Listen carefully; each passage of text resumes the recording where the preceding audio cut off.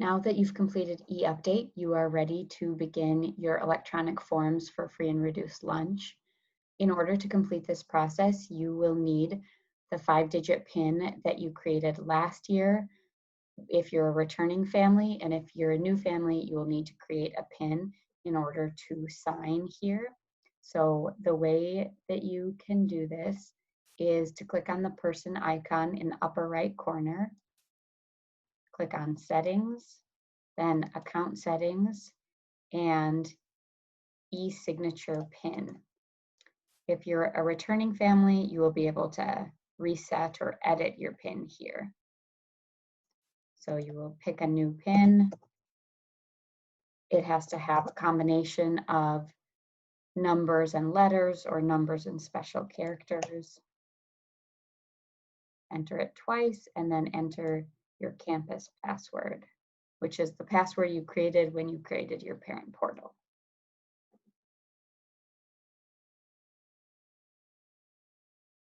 Okay, so now you have a PIN set up, or you have reset your PIN, which means we can go back to more.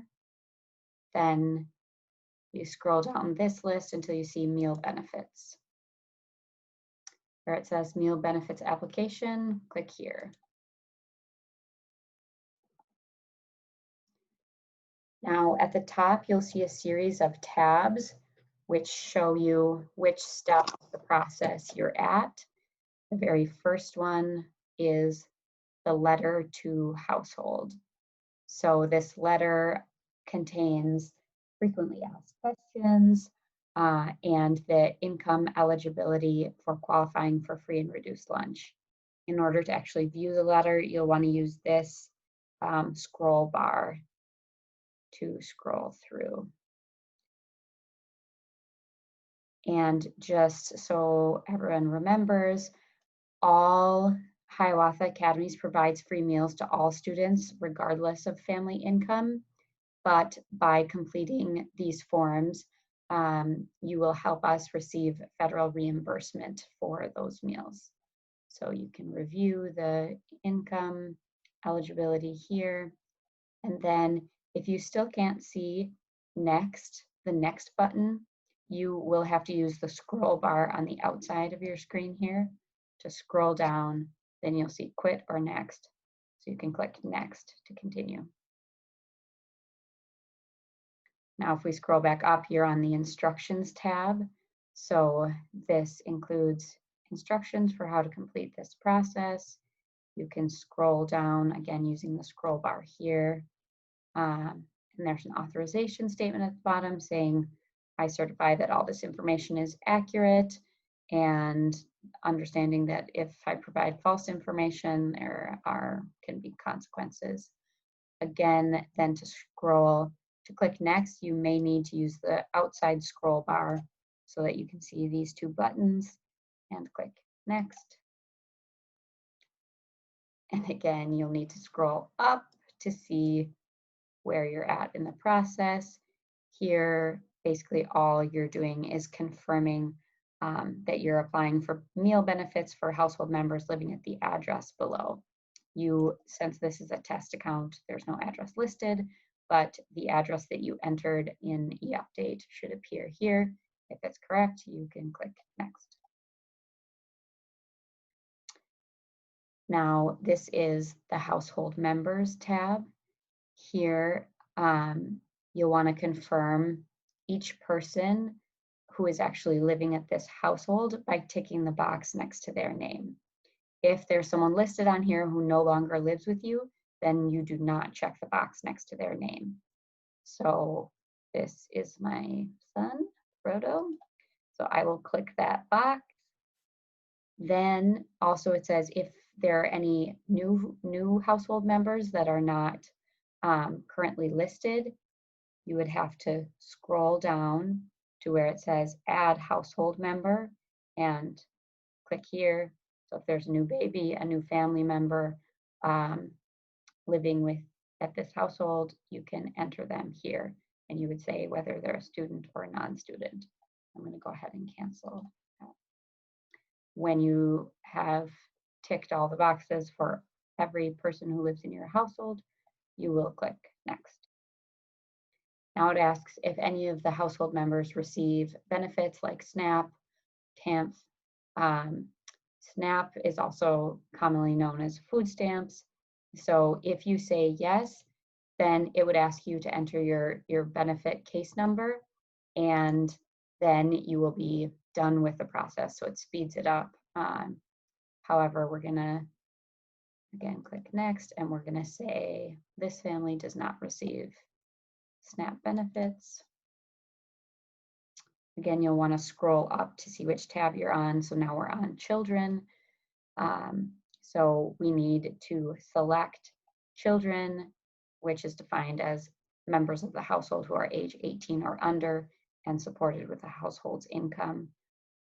And then after you select each child, click Next. So there's only one child in this family. I'll click the box, scroll down, and click Next. It asks if any of these students are foster children. So you either select yes or no.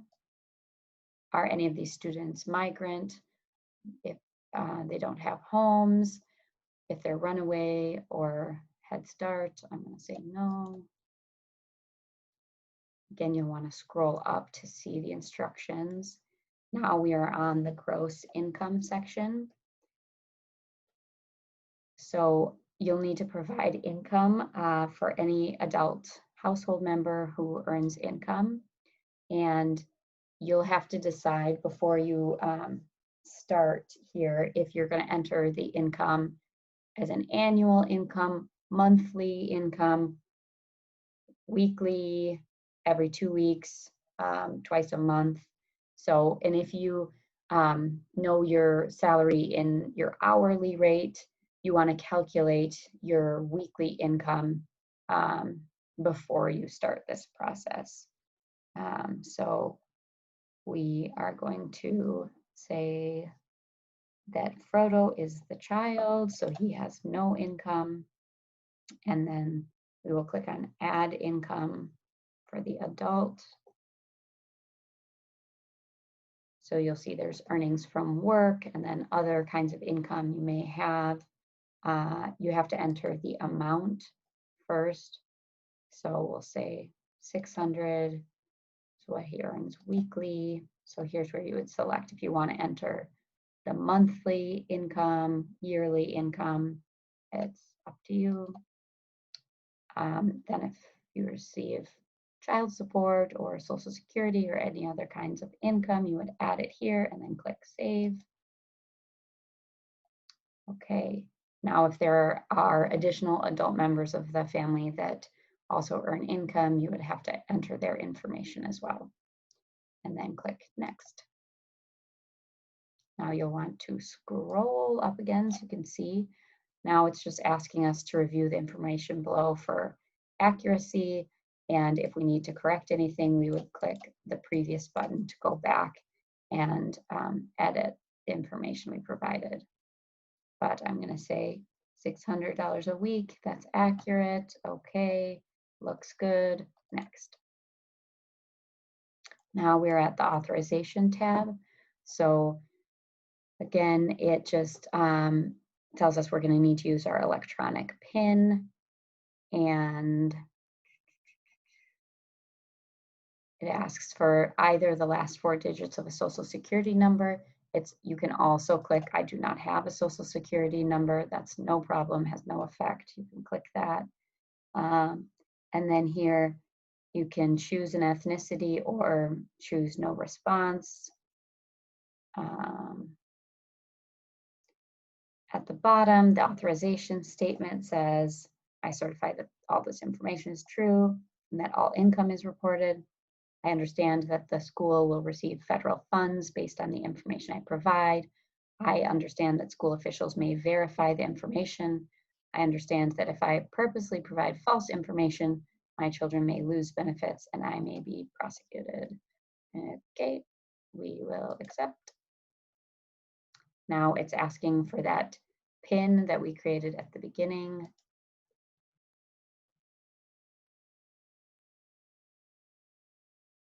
And then I will click submit.